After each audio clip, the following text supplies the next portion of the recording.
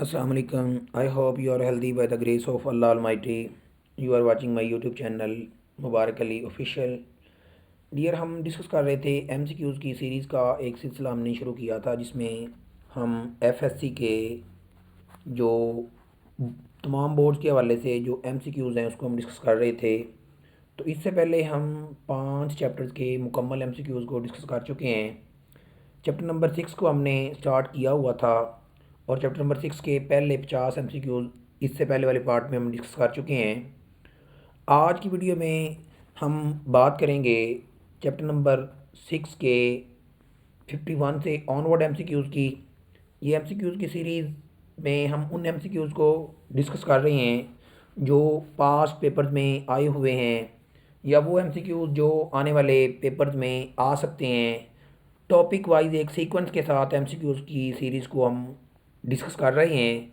तो हम बात करते हैं अपने पहले एमसीक्यूज़ की। MCQs number 51, nucleoid in bacteria can be made visible with. Bacteria के अंदर जो न्यूक्लियोलॉइड्स है उसको विजिबल किया जा सकता है किसके ज़रिए? एसिडिक स्ट्रेन के ज़रिए, बेसिक स्ट्रेन के ज़रिए, ग्राम स्ट्रेन के ज़रिए या फ्यूल जेन के ज़रिए। तो ये अगर आपने बुक की रीडिंग की है तो ऑब्वियसली आप देख लेंगे कि बॉक्स में लिखा हुआ है येलो बॉक्स में फ्यूल जेन या फ्यूल गन के ज़रिए क्या करते हैं, ये एक स्टेनिंग की जाती है जिसमें बैक्टीरिया का जो न्यूक्लियोलॉइड्स है उसको हम क्या करते हैं, विजिबल करते हैं।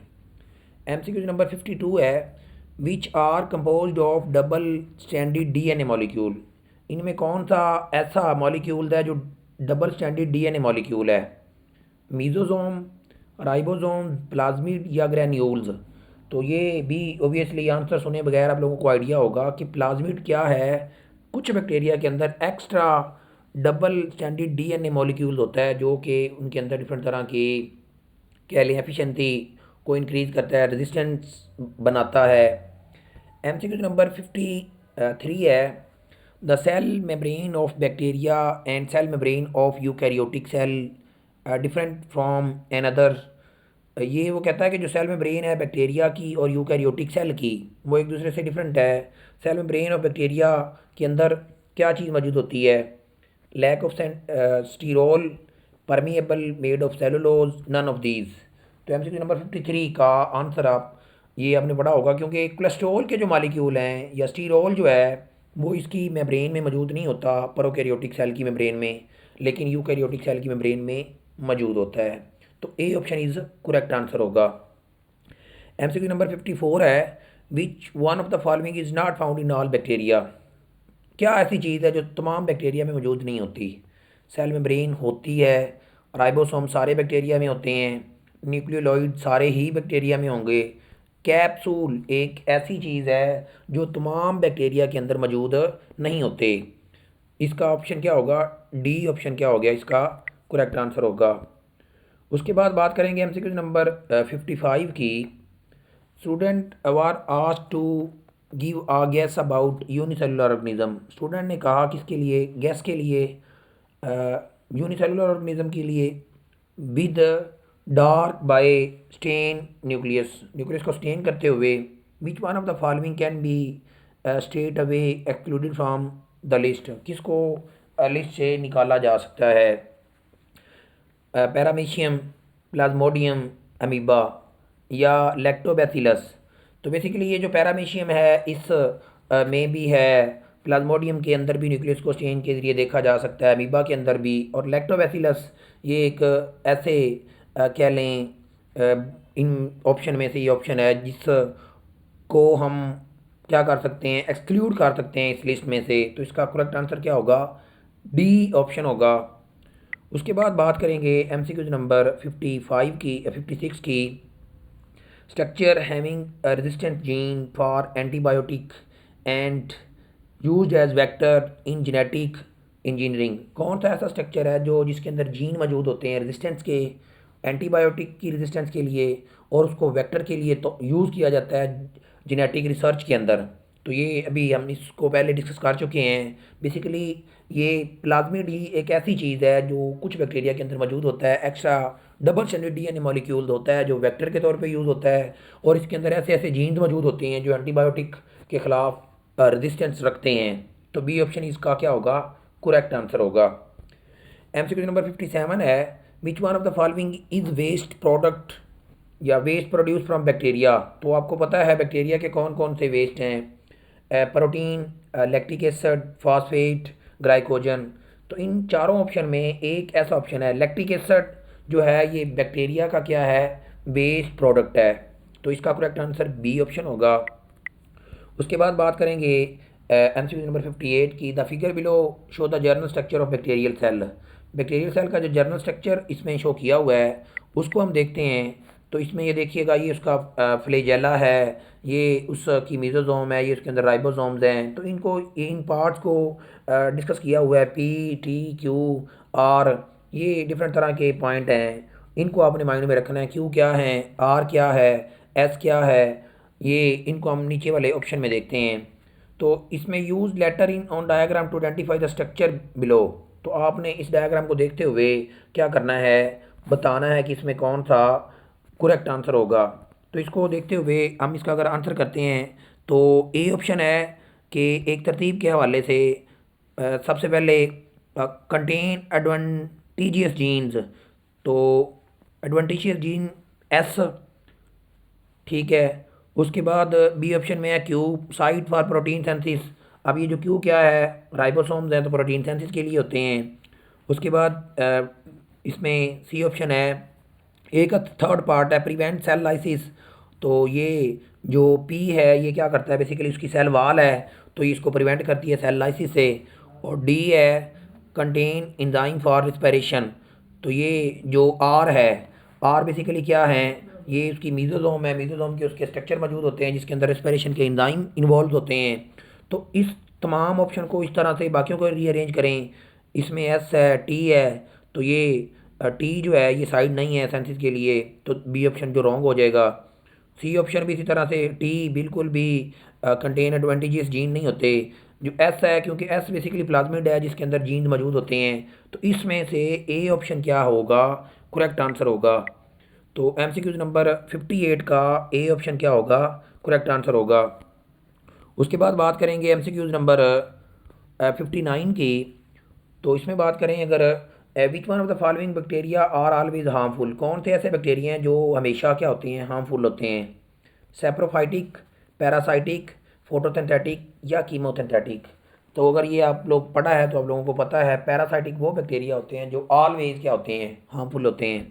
60 एमसीक्यूज का है, the phase rapid growth in bacteria. कौन सी ऐसी फेज़ है जिसमें बैक्टीरिया की ग्रोथ बहुत रैपिडली होती है। Lag, log, stationary, decline. तो ये आप लोग जानते हैं, लैग में वो परिपेयर करता है, लॉग ऐसी फेज़ है जिसमें बैक्टीरिया रैपिडली क्या करते हैं, ग्रोथ करता है। 61 है, chemosynthetic bacteria oxidise inorganic compound. Chemosynthetic bacteria हैं वो क्या करते हैं, ऑक्सीडाइज करते हैं इनऑर्गेनिक कंपाउंड को। सच एज, वो कौन से इनऑर्गेनिक कंपाउंड हैं जिसको वो ऑक्सीडाइज करते हैं, डैश टू ट्रैप एनर्जी, और उसमें से एनर्जी हासिल करते हैं। ग्लाइकोजन, ग्लूकोज, अमोनिया या सुक्रोज। तो अब आपको पता है ग्लाइकोजन भी ऑर्गेनिक है, ग्लूकोज भी ऑर्गेनिक है, सुक्रोज भी ऑर्गेनिक है। अमोनिया जो है बेसिकली इसको वो क्या करेंगे, ये एक ऐसा इनऑर्गेनिक कंपाउंड है जिसको वो यूटिलाइज करेंगे और ट्रैप करेंगे, इसमें से क्या करेंगे, यूटिलाइज करेंगे, एनर्जी बनाएंगे, एनर्जी लेंगे और सेंसिस करेंगे फूड की। उसके बाद बात करेंगे एमसीक्यू नंबर 62 की, bacteria which can live in the presence और एब्सेंस ऑफ ऑक्सीजन। कौन से ऐसे बैक्टीरिया हैं जो ऑक्सीजन की प्रेजेंस और एब्सेंस में रह सकते हैं। Aerobic, facultative, anaerobic, micro aerophilic. तो आपको पता है फैकल्टेटिव ऐसे बैक्टीरिया हैं जो ऑक्सीजन की प्रेजेंस और एब्सेंस में रह सकते हैं। ये बॉक्स में लिखा हुआ है, ये 4 एमसीक्यूज हैं, एक नहीं है, तो इनको आपने अच्छे तरीके से क्या करना है, स्कैम करना है। एमसीक्यू नंबर 63 है, bacteria divide at exponential rate. किस फेज़ में बैक्टीरिया एक्सपोनेंशियल रेट में डिवाइड करते हैं, स्टेशनरी, डिक्लाइन, लॉग या लैग। एमसीक्यू नंबर 63 का करेक्ट आंसर क्या होगा, लॉग फेज। बेसिकली जिसमें रैपिडली वो ग्रो कर रहे होते हैं तो वो बहुत ज़्यादा एक्सपोनेंशियल रेट से वो क्या कर रहे होते हैं, डिवाइड कर रहे होते हैं लॉग फेज के अंदर। एमसीक्यू नंबर 64 है, which one of the following is aerobic bacterium. तो एरोबिक बैक्टीरियम कौन सा है, कैम्पाइलोबैक्टर, ई कोलाई, सोडोमोनास, स्पाइरोचीट। तो गिवन ऑप्शन में एमसीक्यू नंबर 64 का जो करेक्ट आंसर है क्या होगा, सोडोमोनास ऐसे बैक्टीरिया हैं जो एरोबिक बैक्टीरिया हैं। एमसीक्यू नंबर 65 है, in dash phase bacteria start dying and death rate is more than reproduction rate. अब कौन सी फेज़ है जिसमें जो बैक्टीरिया मरना शुरू हो जाते हैं और डेथ रेट जो है वो ज़्यादा हो जाता है उनके रिप्रोडक्शन का रेट का। तो ओबियसली आप लोग जानते हैं इसका करेक्ट आंसर क्या होगा, डिक्लाइन फेज़, जिसमें मरने की तादाद ज़्यादा और पैदा होने की तादाद क्या हो जाती है, कम हो जाती है। स्टेशनरी में बराबर होते हैं, लैग में जो बनने की तादाद है वो कम होती है, और लॉग में बेसिकली वो रैपिडली क्या कर रहे होते हैं, एक्सपोनेंशियल रेट से डिवाइड कर रहे होते हैं। एमसीक्यू नंबर 66 है, स्पायरोचीट इज बैक्टीरियम। अब स्पायरोचीट कौन सा बैक्टीरियम है, अरोबिक, एनारोबिक, फैकल्टेटिव या माइक्रो एरोफिलिक। तो एमसीक्यू नंबर 66 का जो करेक्ट आंसर है वो क्या होगा, स्पायरोचीट इज एन अरोबिक बैक्टीरियम। ये ऑक्सीजन की एब्सेंस में क्या कर सकते हैं, रह सकते हैं। उसके बाद बात करेंगे एमसीक्यू नंबर 67 की, bacteria grow at exponential rate. कौन सा बैक्टीरिया वही दोबारा ग्रो करते हैं एक्सपोनेंशियल रेट में, तो लॉग फेज आएगा, इसका सी ऑप्शन करेक्ट होगा। एमसीक्यू नंबर 68 है, फेज नो बैक्टीरियल ग्रोथ। कौन सी ऐसी फेज है जिसमें बैक्टीरियल की ग्रोथ नहीं होती, तो एमसीक्यू नंबर 68 का करेक्ट आंसर क्या होगा, बेसिकली लैग फेज में वो अपने आप को तैयार कर रहे होते हैं, कोई ग्रोथ नहीं कर रहे होते, तो इसका ए ऑप्शन क्या होगा, करेक्ट आंसर होगा। उसके बाद 69 है, एनारोबिक बैक्टीरियम ग्रो इन। जो एनारोबिक है ऑब्वियसली वो क्या करेंगे, in the absence of oxygen में वो क्या करेंगे, ग्रो करेंगे। उसके बाद इकोलाई आर। अब इकोलाई को अभी हमने डिस्कस किया, ये एरोबिक है या माइक्रो एरोफिलिक है, एनारोबिक है। अब ये तीन ऑप्शन तो हम डिस्कस कर चुके हैं, इनकी एग्जांपल का भी हमें पता चल चुका है। तो उसके बाद आप लोगों को आइडिया है कि ये जो इकोलाई है बेसिकली ये एक ऐसा बैक्टीरिया है जो क्या है, फैकल्टेटिव है, कि इसको दोनों रिक्वायरमेंट में रह सकता है। उसके बाद बात करेंगे nitrifying bacteria are example of. अब नाइट्रीफाइंग बैक्टीरिया किसकी एग्जांपल है, हेट्रोट्रोपिक बैक्टीरिया की, कीमो सिंथेटिक की, सेप्रोफाइटिक की या पैरासाइटिक की। एमसीक्यू नंबर 71 का करेक्ट आंसर क्या होगा, nitrifying bacteria are examples of chemosynthetic bacteria. MCQ number 72 है, which is an anaerobic bacterium. इनमें कौन सा एनारोबिक बैक्टीरियम है, स्पायरोचीट, सोडोमोनास, इकोलाई, कैम्पाइलोबैक्टर। तो 72 का करेक्ट आंसर क्या होगा, स्पायरोचीट एनारोबिक है, इकोलाई कल्टेटिव है, सोडोमोनास क्या है, ये एक एरोबिक बैक्टीरिया है, और कैम्पाइलोबैक्टर क्या है, माइक्रो एरोफिलिक है। उसके बाद बात करेंगे बैक्टीरिया रिप्रोड्यूस एसेक्सुअली। तो एसेक्सुअली किसके ज़रिए होते हैं, माइटोसिस इनमें होती नहीं है, म्यूसिस भी नहीं होती, कॉन्जुगेशन और बाइनरी डिफिजन, इनमें कौन सा करेक्ट आंसर होगा। तो ओबियसली बैक्टीरिया डिवाइड करते हैं बाइनरी डिफिजन के ज़रिए, तो ये एक माइटोसिस की टाइप ही है। उसके बाद एमसीक्यू नंबर 74 है, some bacteria transfer genetic material from donor bacterium to recipient bacteria. Donor bacterium से रेसिपिएंट बैक्टीरिया की तरफ वो अपना मटेरियल को ट्रांसफ़र करते हैं by the process of conjugation. तो ये एक शॉर्ट क्वेश्चन भी है, बहुत इंपॉर्टेंट है। उसके बाद एमसीक्यू नंबर 75 है, example of micro aerophilic bacterium. Aerophilic bacterium की जो एग्जाम्पल है वो कौन सी है, तो इसको भी हम डिस्कस कर चुके हैं कि कौन सा ऐसा बैक्टीरिया है जो माइक्रो है, जिसको अपनी थोड़ी अमाउंट में ऑक्सीजन चाहिए होती है, कैम्पाइलोबैक्टर। एमसीक्यू नंबर 76 है, द डिकलरेशन ऑफ टीथ। तो यंग चिल्ड्रन में ये कलर्स डिकलराइजेशन हो जाती है टीथ की, किस वजह से होती है, मिस यूज़ करने से, पेनिसिलिन की, स्ट्रेप्टोमाइसिन की, टेट्रासाइक्लिन की, एमोक्सोसिलिन की। तो टेट्रासाइक्लिन के मिस यूज़ करने से, ज़्यादा यूज़ करने से ये साइड इफ़ेक्ट है बच्चों में कि उनके दांतों का जो कलर है वो चेंज होना शुरू हो जाता है। एमसीक्यू नंबर 77 है, विच केमिकल इज़ एंटीसेप्टिक। कौन सा ऐसा केमिकल है जो एंटीसेप्टिक है, phenol, hydrogen peroxide, potassium permanganate या टिंक्चर्स ऑफ आयोडीन। इनमें एंटीसेप्टिक कौन सा केमिकल है, बेसिकली ये जो टिंक्चर्स ऑफ आयोडीन है ये एक ऐसा केमिकल है जो एंटीसेप्टिक के तौर पे क्या किया जाता है, यूज़ किया जाता है। 78 है, heat sensitive compound like antibodies, hormones, sera can sterilize by. इनको किस तरह से किया जाता है, बॉइलिंग, मेम्ब्रेन फिल्ट्रेशन के प्रोसेस के ज़रिए इनको क्या किया जाता है, इन कंपाउंड्स को स्टीरलाइज किया जाता है। तो बी ऑप्शन करेक्ट होगा।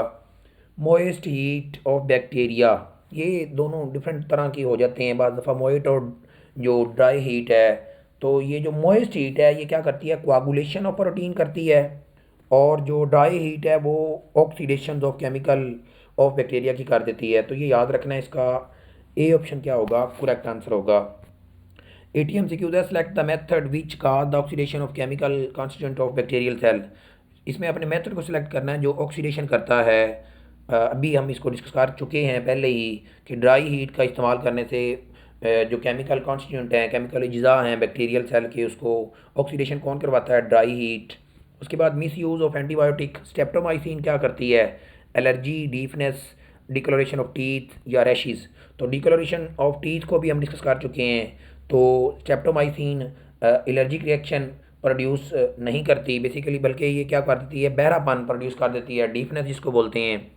और पेंथलिन एलर्जिक रिएक्शन प्रोड्यूस करती है। तो इसका बी ऑप्शन क्या होगा, करेक्ट आंसर होगा।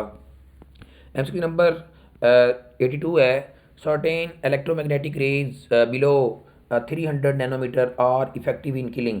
ऐसी रेज जिनकी वेवलेंथ 300 नैनोमीटर से कम होती है या नैनोमीटर होती है, उसको क्या किया जाता है, इफेक्टिव होती हैं किलिंग करने के लिए, वायरस को, एलजी को, जर्म्स को, माइक्रो ऑर्गेनिज्म को। तो ये ओबियसली आपने पढ़ा है तो आपको पता होगा कि माइक्रो ऑर्गेनिज्म को किल करने के लिए ये गैमा रेज का इस्तेमाल किया जाता है। और इनकी जो वेवलेंथ है वो कितनी होती है, 300 नैनोमीटर होती है।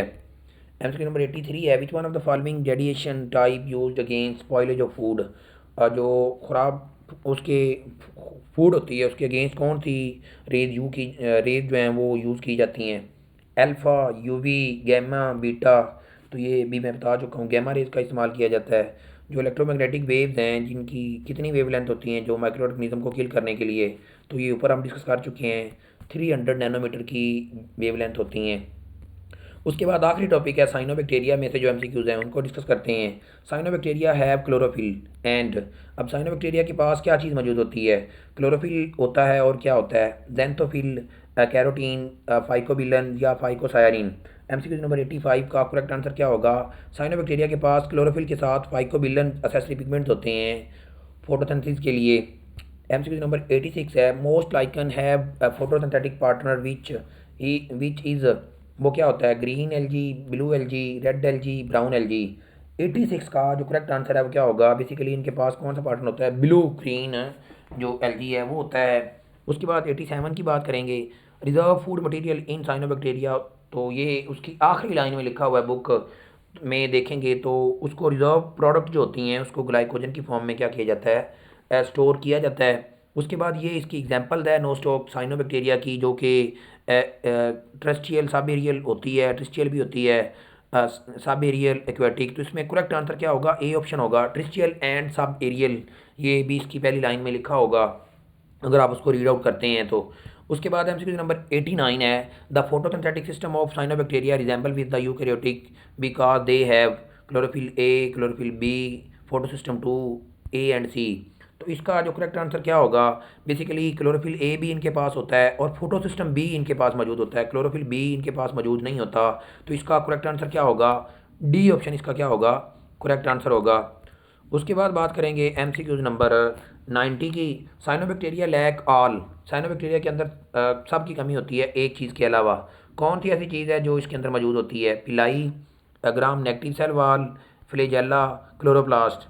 तो ओबियसली एमसीक्यू नंबर 90 का करेक्ट आंसर क्या होगा, साइनोबैक्टीरिया के पास जो है ये पिलाई भी नहीं होता, फ्लेजेला भी नहीं होता, क्लोरोप्लास्ट भी नहीं होते। इनके अंदर क्या होती है, इनकी जो सेल वाल है वो, ये इसकी प्रॉपर्टीज़ में, इसकी कैरेक्टरिस्टिक्स में बताया हुआ है कि इनकी जो सेल वाल है वो ग्राम नेगेटिव सेल वाल होती है। उसके बाद बात करेंगे एमसीक्यूज नंबर 91 की। 91 के एमसीक्यूज की बात करें तो उसमें हम देखते हैं, साइनोबैक्टीरिया हैव, साइनोबैक्टीरिया के पास dash which are helpful in fixation of atmospheric nitrogen. Nitrogen, atmospheric nitrogen को फिक्स करने के लिए इनके पास क्या होते हैं, वेजिटेटिव सेल, हेट्रोसिस्ट, हार्मोगोनिया या आकिनेट्स। तो ये अगर आपने पढ़ा है, बेसिकली हेट्रोसिस्ट वो सेल्स होते हैं बेसिकली जो एटमॉस्फेरिक नाइट्रोजन को वो क्या करते हैं, फिक्सेशन में यूज़ करते हैं। 92 है, which one of the following is the characteristics of cyanobacteria, A sexual reproduction, flagella या पिलाए। तो जो साइनोबैक्टीरिया की स्पेशल करैक्टर्स है कि उनके अंदर जो प्रोडक्शन है वो कौन सी होती है, ए सेक्शुअल रिप्रोडक्शन, सेक्शुअल भी नहीं होती, पिलाई और फ्लैजेला वगैरह भी मौजूद नहीं होते। एमसीक्यू नंबर 93 है, which photo system is present in cyanobacteria. तो अभी हमने डिस्कस किया पहले, कौन सा होता है फोटो सिस्टम, 2 इनके पास मौजूद होता है, या 1 होता है, या 3 होता है, या 4 होता है। तो इनके पास जो फोटो सिस्टम है एबसेंट, दो ही होते हैं फोटो सिस्टम बेसिकली, 1 और 2। इनके अंदर प्रेजेंट दूसरा होता है, लेकिन उसने पूछा कि इसमें एबसेंट कौन सा होता है, तो इसका करेक्ट आंसर क्या होगा, इसका ए ऑप्शन होगा। प्रेजेंट बी होता है, लेकिन ऑप्शन के मुताबिक या स्टेटमेंट के अकॉर्डिंगली इसका करेक्ट आंसर ए होगा, क्योंकि एबसेंट की बात कर रहा है। उसके बाद 94 है, many species of cyanobacteria form. अब जितनी भी बहुत ज़्यादा स्पीशी हैं साइनोबैक्टीरिया की, क्या बनाती हैं, वाटर ब्लूम बनाती हैं, एल्गल ब्लूम बनाती हैं, ब्लूम्स बनाती हैं, फंगल ब्लूम बनाती हैं। तो ऑब्वियसली ये इसके आपने इसकी जो इम्पोर्टेंस है, इकोनॉमिक इम्पोर्टेंस, उसमें इसके जो फैक्ट हैं कि ये वाटर की लेयर पे बनाते हैं, वाटर ब्लूम बनाते हैं। तो चैप्टर नंबर 6 में ये 94 वो एमसीक्यूज़ हैं जो पास्ट पेपर्स में आए हुए हैं, या वो एमसीक्यूज़ में ऐड किए हैं जो आने वाले बोर्ड के, पंजाब के तमाम बोर्ड में आ सकते हैं, उनको हमने डिस्कस किया। मेरे चैनल के साथ जुड़े रहने के लिए काइंडली चैनल को लाइक और सब्सक्राइब कर दें आने वाली हर वीडियो का, ताकि आपको नोटिफिकेशन मिलता रहे। दुआ में याद रखिएगा। Thank you. अल्लाह हाफिज़। अस्सलाम वालेकुम।